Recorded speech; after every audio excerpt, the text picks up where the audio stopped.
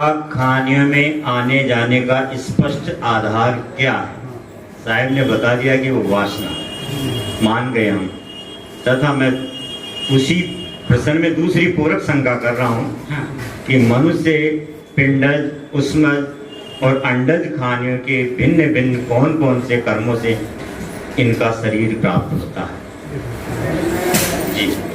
पिंड से पिंड में जो कर्म किए जाते हैं, पिंड से पिंड के लिए दुखित कर्म मानव जन्म में, है ना, तो वो तो पशु खाने को ले जाते हैं जी। और मनुष्य जन्म में आके जो मानवीय कर्म किए जाते हैं, भूखे को भोजन, नंगे को कपड़ा, प्यासे को पानी, संत गुजनों की सेवा, घर पे आना, सत्संग सुनना और सद्भावना से रहना, वो मनुष्य खाने के लिए। और पक्षी खाने वाले हैं, मनुष्य, पशु, पक्षी।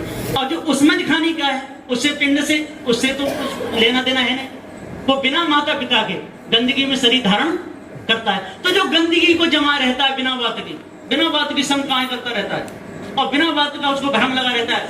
कोई देखता हुआ जा रहा है, इसने मेरी तरफ देखा क्यों, क्या कारण था? ये चिड़िया वहां बैठी और फिर वहां से उड़ी, तो इधर को क्यों नहीं उड़ी, इधर को क्यों उड़ी? उसी में लगे रहना, उल्टे सीधे सोच रहना, गंदगी में हाथ में केला खा रहा है, एकदम गिर गया, उसको चाट गया। रेलवे स्टेशन पे आपने लोग देखे हुए जो खा के छिलके फेंक देते हैं, उनको चाटते रहते हैं कि नहीं, है ना? तो इसी प्रकार की जो वासना वाला वो उसमें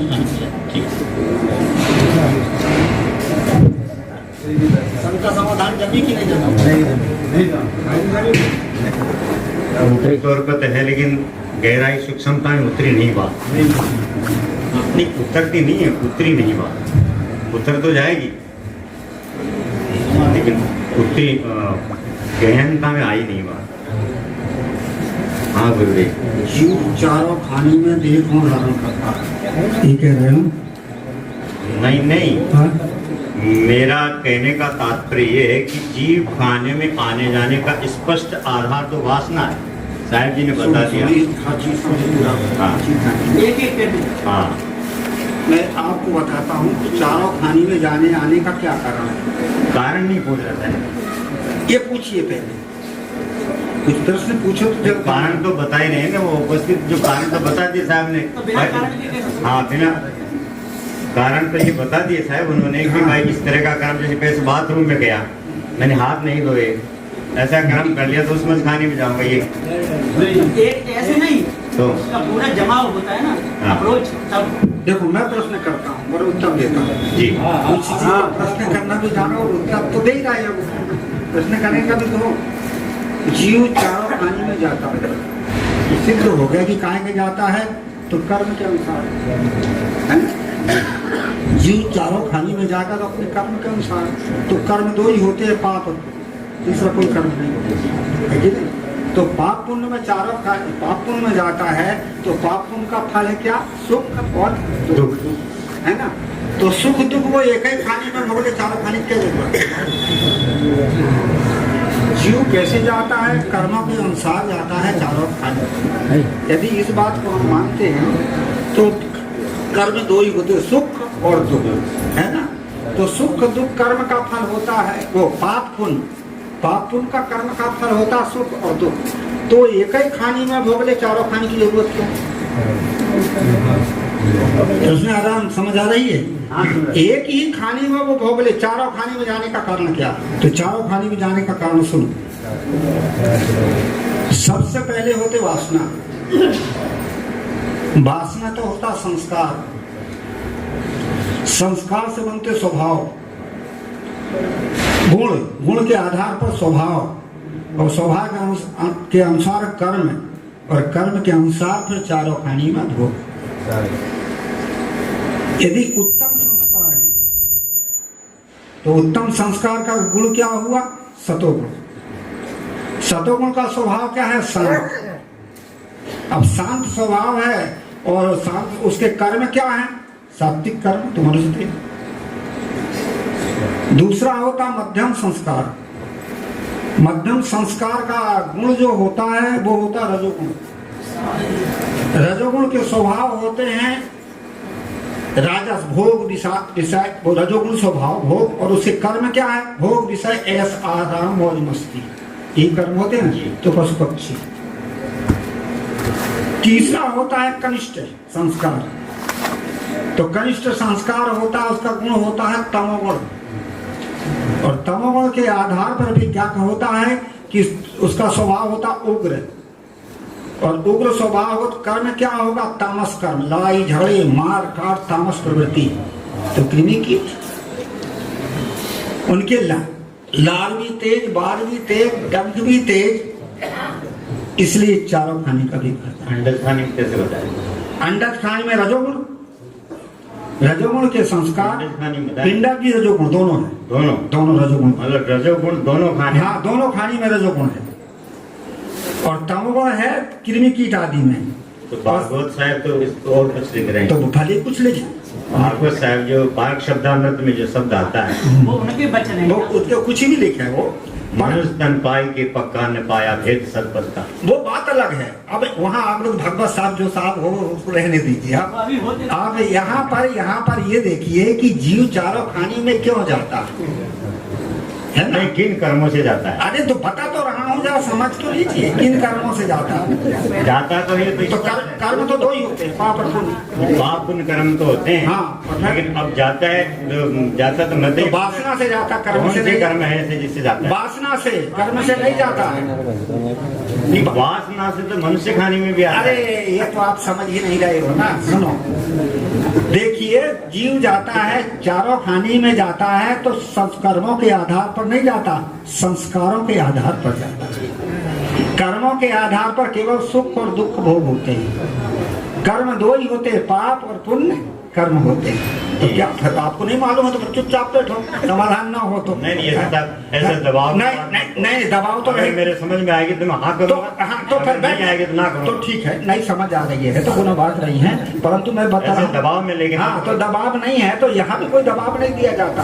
यहाँ तो जिसके प्रश्न का उत्तर आप तो इस तरीके से मैं- सुनो, पहले सुन तो लो। ऐसी बात है, ये नियम है कि कर्म के अनुसार जाता नहीं है, बिल्कुल मान रहा हूँ मैं इस बात हाँ, को। तो संस्कार के अनुसार जाता है। चार खानियों को मान रहा हूँ, जैसे सदु कबीर का हाँ, ठीक है, ठीक मान है। रहा हूँ। देखिए पहले बोलो कम ज्यादा, पहले समझो ज्यादा, और यदि आवेश आता हो तो बैठ जाओ। बाद में नहीं, आवेश नहीं आ रहा, आपको आवेश आया। नहीं, आवेश नहीं आ रहा, मैं बता आपको रहा है हूँ। साहब आवेश। मैं बैठो नहीं तो फिर और समाधान होगा। ये समाज है, समाज के अनुसार होता है।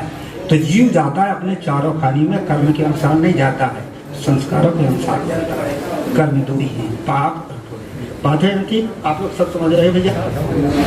कर्म दो ही है, पाप और पुण्य, दो ही कर्म होते हैं। और पाप पुण्य कर्मों के फिर संस्कार अलग अलग होते हैं। वो कौन से संस्कार होते हैं? रजोगुणी, तमोगुणी और सतोगुणी। ये तीन प्रकार के संस्कार होते हैं। फिर रजोगुणी तमोगुणी के संस्कार पर क्या बनता है? स्वभाव। कौन सा होता? सतोगुणी का स्वभाव शांत, रजोगुणी का स्वभाव चंचल, तमोगुणी का स्वभाव उग्र। और उसके अनुसार फिर जैसे स्वभाव होते हैं उसी के आधार पर क्या होता है? कर्म करता है। तो सतोगुणी जो कर्म करेगा वो सात्विक कर्म करेगा, दया, दान, परोपकार, सदाचार, तो उसका ही करेगा। तामसी कर्म जो करेगा उस रजोगुण के कर्म क्या है? भोग, विषय, ऐश, आराम, मौज और मस्ती। तो उसके आधार पर कहाँ आएगा? वो इस चीज किसमें होती है? पशु पक्षी में होती है। तमोगुण के क्या होते हैं? तामस संस्कार। तो उसके कर्म होते उग्र, लड़ाई झगड़े मार काट, लड़ाई झगड़े मार काट, तामस। तो इस प्रकार से चार खाने का विभाजन हमारे महापुरुषों ने किया है, उसी प्रकार से हम कर रहे हैं। ठीक साहब, एक प्रश्न और। हाँ, नहीं अब सुनो, सबका समाधान हुआ कि नहीं? जी जी। और बोलो, किसी को कोई शंका हो, आपका समाधान हुआ कि हुआ? हाँ, तो बंदगी करो। हाँ, ऐसे एकदम से थोड़ी सी बात में उठो मत, जरा थोड़ा सा। आप ये साहब मुझे दबाव नहीं, दबाव नहीं दे रहा हूँ। ऐसा नहीं, जब मैं आपके चरणों में आया, नहीं, सुनो आप मुझे करो वहाँ बैठ जाओ। पर सुनो, मैं इसलिए कह रहा हूँ तो आप हमारे शिष्य हो, इसलिए हम आपके नहीं समझ आते। तो आप हमारे गुरु हैं, हाँ, तो इसलिए आपको कह रहा हूँ दबाव नहीं देना भाई। जब आप आगे पीछे करोगे तो आपको रोक तो लगाएंगे। दबाव नहीं डाला जा रहा तो आपको तो दीनता लेनी पड़ेगी ना भाई, और आप हमारे ऊपर हावी हो जाओगे। आप मुझे कह रहे हैं कि आप आवेश में आ गए।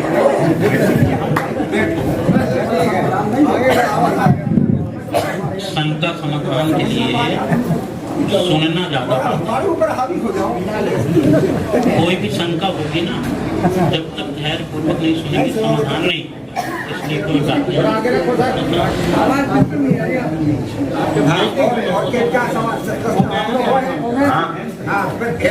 शांति से और शांति का उत्तर मेरा स्वभाव ऐसा ही है। मैंने स्वभाव ऐसे नहीं, स्वभाव बनाया, इसलिए आप जो है अब प्रश्न करो, कौन प्रश्न है आपका?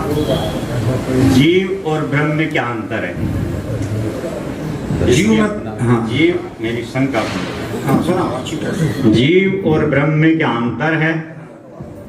अब और इनके मुख्य 5 बिंदु पर विस्तार पूर्वक वो 5 बिंदु मुझे मालूम नहीं भाई, वो आप एक बता दीजिए, क्योंकि आपको 5 बिंदु भाई मालूम है। 5 कारण तो बताओ ऐसे कौन? नहीं, आप केवल 5 बिंदु को, 5 बिंदु मुझे पता ही नहीं। आप बिंदु तो पहले बता दीजिए। हाँ मुझे पता ही नहीं। नहीं बिंदु बताइए, फिर उस पर विस्तार से कहेंगे। मैं जो मुझे बिंदु ही पता नहीं भाई, तो मैं क्या बताऊँ? हाँ आप ये तरह जीव और ब्रह्म में क्या अंतर मैं बता सकता हूँ। जीव और ब्रह्म नहीं, अब 5 चलो हमारी बिंदु संख्या मुझे- यहीं तक रहेगी, हमारी संख्या यहीं तक रहेगी। जीव और ब्रह्म की परिभाषा, जीव और ब्रह्म क्या है ये समझाओ हमारे। जीव और ब्रह्म की परिभाषा है, ब्रह्म को कहा व्यापक जी, और जीव है एक देश। ब्रह्म है सर्वव्यापक, सर्वत्र। ब्रह्म का स्वरूप बता अस्थि भांति प्रिय। अस्थि माने है, भांति माने भासता है। अस्थि माने है, भांति माने भासता है, प्रिय माने सुंदर। इसलिए ब्रह्म का स्वरूप सब जितनी भी वस्तु है अस्थि भांति प्रिय है, ये ब्रह्म स्वरूप। दूसरा है सत्य चित आनंद। सत्य है, चित्वत हो रहा है, आनंद आनंद स्वरूप, ये सब चीज सच्चित आनंद स्वरूप, ऐसा ब्रह्म माना है। तो जितनी भी चीज है ये सब ब्रह्म का स्वरूप, सच्चिदानंद। जल भी ब्रह्म का ही स्वरूप है, ऐसे वेदांत ने कहा है। और पारक सिद्धांत का ये निर्णय है, और वो कहते हैं ये जीव अल्प, एक अल्प की जीव ब्रह्म से बना है और अंत में ब्रह्म में जाकर के मिलेगा। तो ब्रह्म भी अखंड और जीव भी अखंड है ना, तो अखंड में अखंड कैसे मिलेगा और कैसे बनेगा? इसलिए जीव है एक देशी और ब्रह्म जो कहा है सर्वदेशी, वो केवल निर्णय से नहीं निर्णय से आता नहीं है, वो सही है नहीं, विवेक करके दिमानंदी है, वो विवेक करके देखो तो जीव ही सत्य है। वो जीव ब्रह्म की, जीव की कल्पना ब्रह्म है जी। प्रलय की स्थिति में कैसी? जीव और ब्रह्म में प्रलय की स्थिति क्या रहती है? जीव सिद्धांत क्या? जीव का प्रलय नहीं होता। हाँ, प्रलय नहीं होता। हाँ, पर ब्रह्म में ब्रह्म का भी प्रलय नहीं होता। परिवर्तन तो होता है किसका? ब्रह्म का। अब ब्रह्म का परिवर्तन वो जाने, परंतु जीव का परिवर्तन नहीं होता, क्योंकि हम तो कह रहे हैं, सुनते जाओ ध्यान से। हम कहते हैं कि जीव जो है, जीव की कल्पना ही ब्रह्म है, कल्पना करने वाला जीव है, मूल तत्व ये जीव है। जीव ही ब्रह्म आत्मा होई और जीव ही ऊप करे सब कोई, जीव ही कर्ता कर्म मनावे, जीव ही काल समय ठहरावे, 4 वेद और नाना बानी, कल्प कल्प सब जीव उत्पन्न। ये जीव की ही कल्पना ब्रह्म है। यदि ब्रह्म मानते हैं व्यापक, तो व्यापक नाम की कोई चीज ही नहीं, संसार में सब चीज एक देशी है। इसलिए जीव एक देशी है, वो आपके हमारे सबके लिए। और यदि ब्रह्म व्यापक है तो जल में भी व्यापक है, तो फिर व्यापक और चेतन है, तो चेतनता होनी चाहिए नहीं। इसलिए ब्रह्म का जो स्वरूप है, जो माना है वेदांत में, वो निर्णय से नहीं। अब 5 बिंदु तो हमें पता नहीं, ये आगे 3 तो आएगी, 3 तो आगे व्यापक है नहीं, तो हमको ये 5 बिंदु में नहीं मालूम है, क्योंकि हम जानते किस चीज को जानते, भेद क्या पता। जब भी कोई भी प्रश्न करो तो प्रश्न ऐसे करो कि आपका प्रश्न में उत्तर नहीं होना चाहिए। अब प्रश्न भी कर रहे हैं, 5 बिंदु भी बता रहे हैं, तो आपको मालूम है 5 बिंदु तो हमें पता ही आप बता दें साहब की व्यापक आधार कार्य बता दिया आपने। तो प्रश्न का आपको बिंदु नहीं है वो। हाँ, वो बिंदु नहीं। चेतन के आधार पर जैसे जीव है, आपने बताया आधार, उसको जगताकार बताया, वो गानाकार है, ये बिंदु नहीं हुआ। बिंदु 5 कोई पढ़ लिया है कहाँ? पढ़ गया लिया चिंतन है अध्ययन है पढ़ गया लिया चिंतन नहीं है भैया, ये केवल मानंद ही है। मानंद नहीं है साहेब ये नहीं मानंद नहीं है ये मानंद ही है। चलो कोई बात नहीं। हाँ दूसरा प्रश्न करो भाई। और प्रश्न है भाई? चिंतन बता देते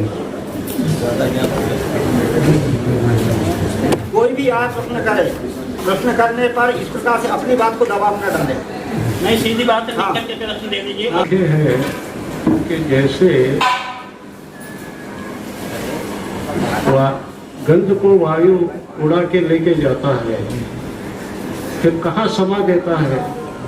पृथ्वी पर ऐसे बीच कई समाये हुए, पर कालांतर में उसको अपना समय पाके जो अंकुर निकलता है, तो तभी मालूम पड़ता है कि ये इस अमुक जाति का बीज है। फिर आगे कहते हैं साहेब, जैसे लौंग का बीज जानता नहीं, ये कुछ बात समझ में नहीं आई।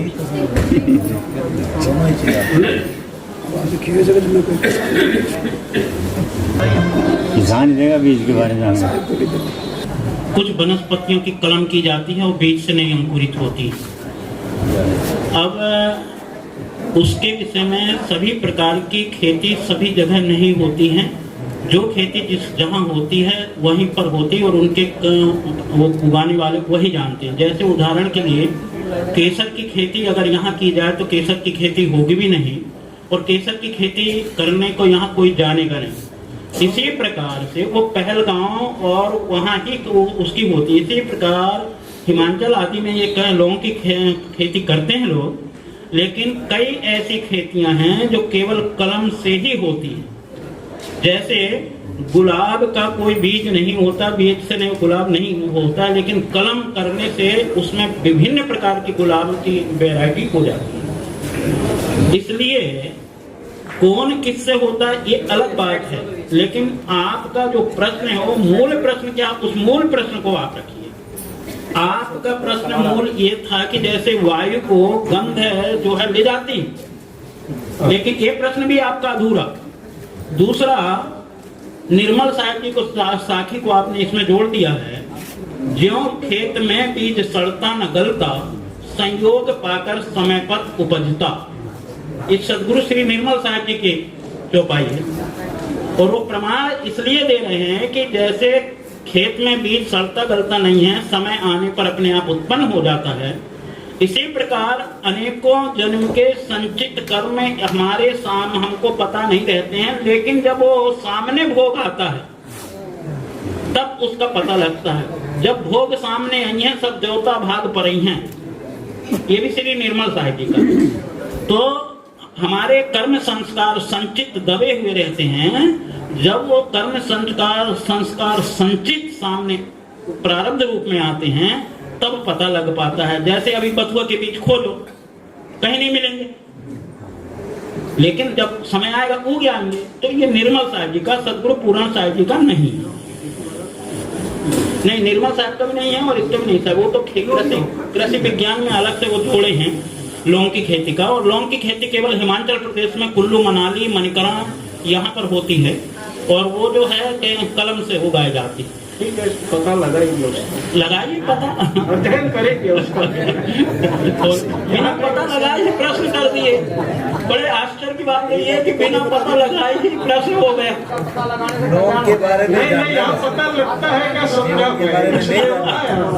ऐसा है भाई, ठीक है, ऐसा है। बारे में जानना बस। अब मैं उधर थोड़ा गया हूँ कितना बड़ा रहस्य। इसलिए मुझे मालूम है थोड़ा सा। ये प्रश्न कोई दूसरे ऐसे करिए, ये कृषि विज्ञान या दूसरे उसके प्रश्न हैं। जो कोई प्रश्न करता है तो प्रश्न कीजिए। सबसे अच्छा ये चैतन्य जीते जी शरीर से अलग हो जाता है क्या? तो जीव मरता ही नहीं है, जीव अमर है। जीव सदा जीता ही रहता है, कभी मरता नहीं। जब उसने शरीर धारण किया था तब भी शरीर मुर्दा था और शरीर को छोड़ेगा तब भी शरीर मुर्दा है। चेतन कभी मरता नहीं।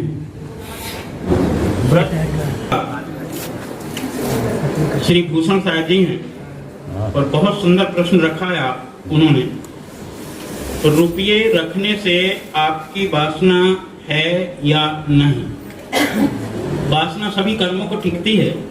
तो जो रुपया पैसे आपको भेंट मिलते हैं, ये रुपये पैसे आप अपने पास में रखते हैं, तो इसकी भी वासना होती है या नहीं? मूल प्रश्न ऐसा है।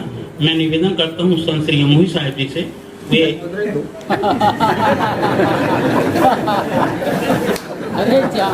मैं एक निवेदन और करना चाहूँगा।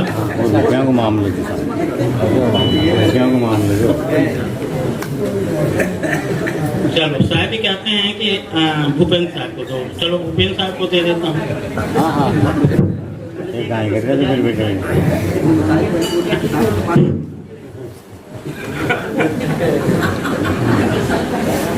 रुपया ना भी आप लोग वहाँ ना रखे तो बड़ी हिसाब आपके पास पहुँच जाएगी।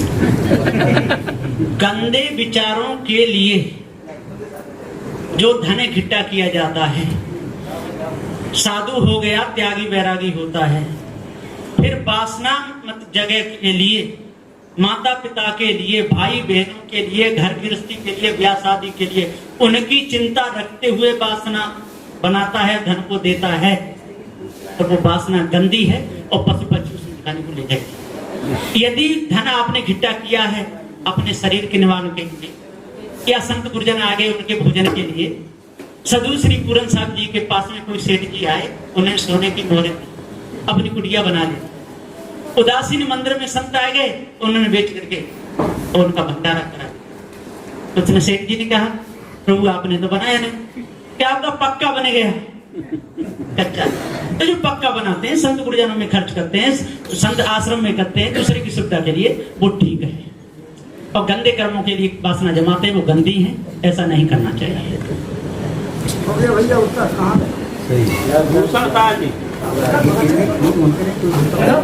बनाते हैं, बेचते हैं, पैसा आपके पास में आता है, इसको घर में गृहस्थी में माता पिता के लिए कभी प्रयोग नहीं करना, गंत कर्मों के लिए नहीं करना, आपकी वासना गंदी नहीं बनेगी। संत आपका शंका है ना, यदि आप ऐसा करते हैं, आप करते हैं, मैं ये नहीं कह रहा हूं, यदि उसमें से आप जरा भी गलत करते हैं तो गंदी वासना बनेगी, गंदी जगह पे जाओगे और संत गुरुजनों में खर्च करोगे, अपने लिए करोगे। कोई भूखा टूटा है, भूखे को भोजन, नंगे को कपड़ा, प्यासे को पानी, है ना?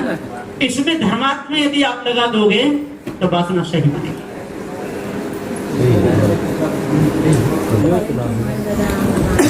ने ये पूछा है, यहाँ पे अध्यापक साहब जी बैठे हैं उनसे, तो काफी समय से वासना के ऊपर चर्चा चला रहे हैं, जब से शंकर समाधान बैठे हैं उसी समय से। तो सभी मानव शरीर जो है वासना को ही लेकर पैदा होते हैं, और वासना के भी कई परिभाषाएं बताए हुए हैं। तो इसमें यह प्रश्न उठा मेरे दिमाग में कि क्या रुपये रखने से आपको वासना है या नहीं है? ये मेरा प्रश्न है, ना कि मैं अपने लिए पूछा, है ना? तो जो अपने कर्म कर रहे हैं, सभी अपने कर्म के संयोजक हैं और सब अपने अपने हिसाब को जानते हैं कि मैं क्या कर रहा हूँ, आप क्या कर रहे हैं, सब उसके दृष्टा हैं।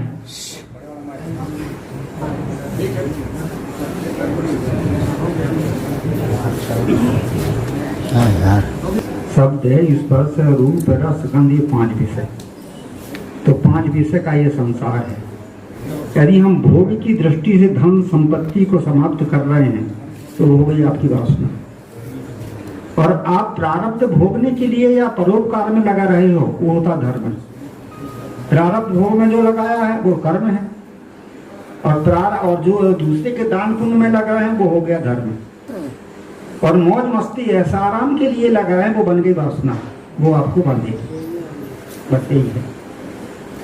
आपके पास धन है, संपत्ति है, अपने प्रारब्ध भोगने के लिए खा रहे हैं, पी रहे हैं, लगा रहे हैं, या बचा हुआ धन को धर्म में लगा रहे हैं, वो वासना में नहीं है, वो उपयोग में हो गया। और दूसरा काय में हो गया, वो धर्म में हो गया, वो वासना नहीं रही। और आप अपनी मौज मस्ती ऐसा आराम के लिए वासना बस भोग में लगा रहे हो, दूसरे के लूट रहे हो, खसोट रहे हो, पाप कर रहे हो, और वो धन को जो है अपने भोगों में लगा रहे हो, मौज मस्ती में उड़ा रहे हो, वो बंदी वासना, वो बंदी, वो बंधन होगा। उपयोग के लिए जो लगा रहे हो वो आपका उपयोग है, वो जीवन में उपयोग के लिए रहे, वो उपयोग, वो आपका कर्म है। और आप जो है क्या कहते हैं कि धर्म में लगा रहे हो, वो आपका धर्म है, दान में, पुण्य में, उसके संस्कार में। एक बात